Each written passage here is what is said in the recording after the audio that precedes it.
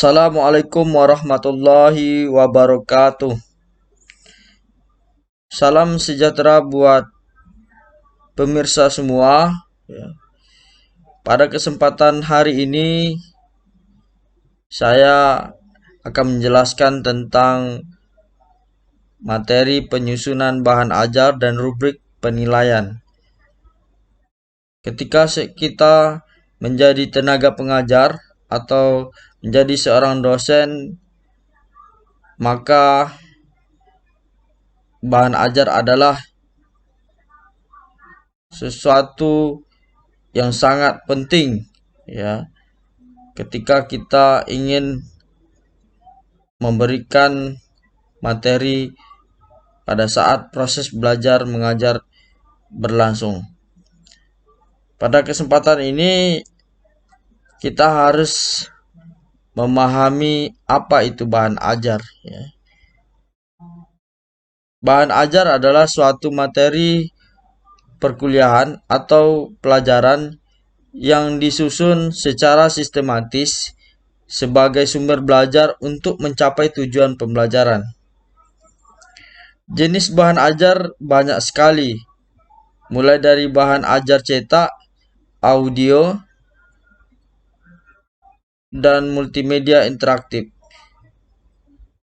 Namun dari keempat jenis bahan ajar tersebut, bahan ajar yang paling relatif dan mudah dibuat oleh seorang dosen atau seorang guru adalah bahan ajar cetak. Selanjutnya, ketika seorang dosen atau seorang guru ingin membuat bahan ajar, maka harus mengetahui apa fungsi bahan ajar tersebut.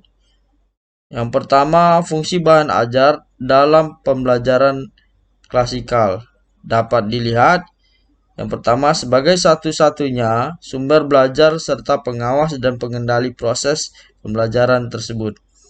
Yang kedua, sebagai bahan pendukung proses pembelajaran yang diselenggarakan baik di kampus maupun di sekolah. Yang kedua, fungsi bahan ajar dalam pembelajaran individual antara lain dapat kita pahami yang pertama sebagai media utama, yang kedua sebagai alat yang digunakan untuk menyusun dan mengawasi proses peserta didik dalam memperoleh informasi atau pengetahuan. Yang ketiga sebagai penunjang media pembelajaran individual lainnya.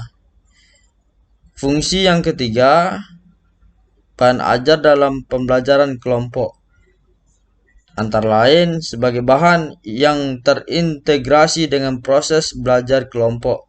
Yang kedua, sebagai bahan pendukung bahan belajar utama.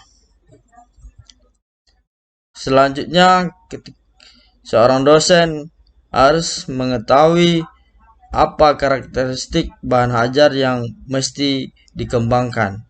Yang pertama, self-instructional, yaitu bahan ajar dapat membuat peserta didik mampu memahami diri sendiri dengan bahan ajar yang dikembangkan. Yang kedua, bahan ajar harus memuat tujuan yang dirumuskan dengan jelas. Yang ketiga, bahan ajar memudahkan peserta didik pada saat proses belajar mengajar berlangsung dan dikemas dalam unit-unit atau kegiatan yang lebih spesifik agar peserta didik dapat memahami materi yang diajarkan oleh dosen atau seorang guru. Yang kedua, self-contained, yaitu bahan ajar haruslah memuat seluruh bagian-bagiannya dalam satu buku secara utuh. Yang ketiga, stand alone, berdiri sendiri, yaitu bahan ajar yang dikembangkan tidak tergantung pada bahan ajar lain. Yang keempat, adaptif, yaitu bahan ajar hendaknya memiliki daya adaptif yang tinggi. Yang kelima, user friendly, yaitu bahan ajar selayaknya hadir untuk memudahkan peserta didik untuk mendapatkan informasi dengan sejelas-jelasnya. Selanjutnya, seorang dosen juga harus memahami jenis-jenis bahan ajar. Bahan ajar yang yang dimaksud adalah yang pertama bahan ajar yang tidak diproyeksikan seperti foto, diagram display atau model ya, atau bahan ajar cetak maksudnya. Bahan ajar yang diproyeksikan seperti slide, film, strip, overhead, transparent, proyeksi komputer. Selanjutnya bahan ajar audio. Yang ketiga bahan ajar video. Yang kelima bahan ajar media komputer. Selanjutnya, berdasarkan berbagai sudut pandang, beberapa ahli dapat dibagi dalam dua kelompok. Ya. Yang pertama, jenis bahan ajar cetak, yaitu buku, modul, handout, dan lembar kerja. Sedangkan bahan ajar non-cetak maksudnya adalah bahan ajar yang dikembangkan dari barang sederhana, bahan ajar diam dan display, video, audio, dan overhead transparency atau OHT.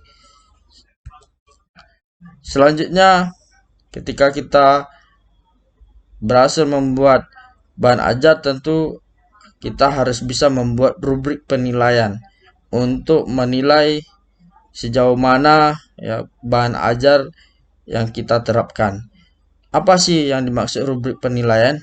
Rubrik adalah alat atau instrumen bagi pengajar untuk menetapkan kriteria penilaian untuk tugas. Tidak hanya berguna bagi para pengajar, alat ini juga bermanfaat bagi siswa atau mahasiswa.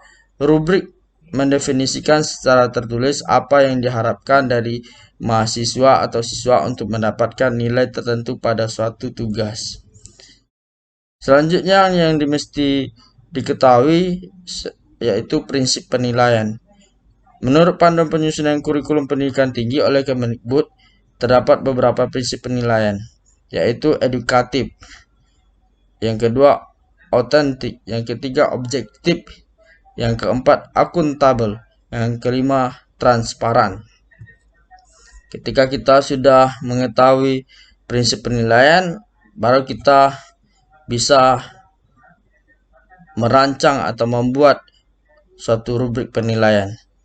Dalam rubrik itu sendiri ada beberapa bentuk, yang dalam hal ini ada 3 macam rubrik yang digunakan. Yang pertama, rubrik holistik adalah pedoman penilaian untuk menilai berdasarkan kesan, keseluruhan, atau kombinasi semua kriteria.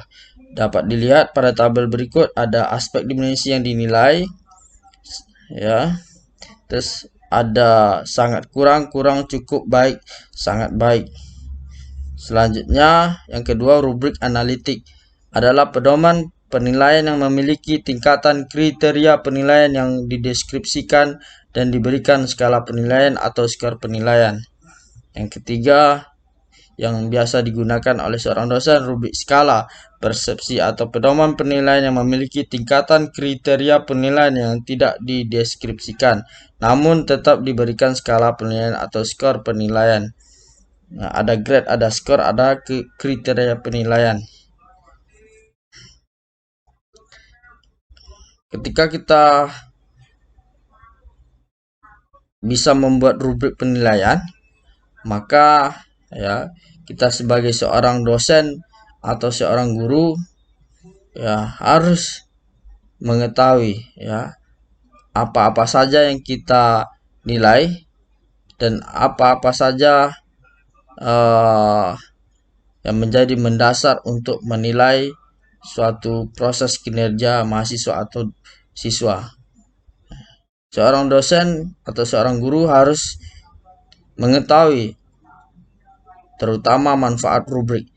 Ya, dapat kita lihat terdapat beberapa manfaat penggunaan rubrik dalam penilaian, yaitu yang pertama, penilaian rubrik harus objektif, konsisten, dan berkriteria jelas. Yang kedua, memberikan informasi bobot penilaian. Yang ketiga, siswa dapat mengukur. Yang ketiga, siswa mendapat feedback yang cepat dan tepat. Yang kelima, sebagai instrumen refleksi pembelajaran. Yang keenam, sebagai pedoman penilaian. Ya, itulah yang dapat saya sampaikan pada kesempatan kali ini.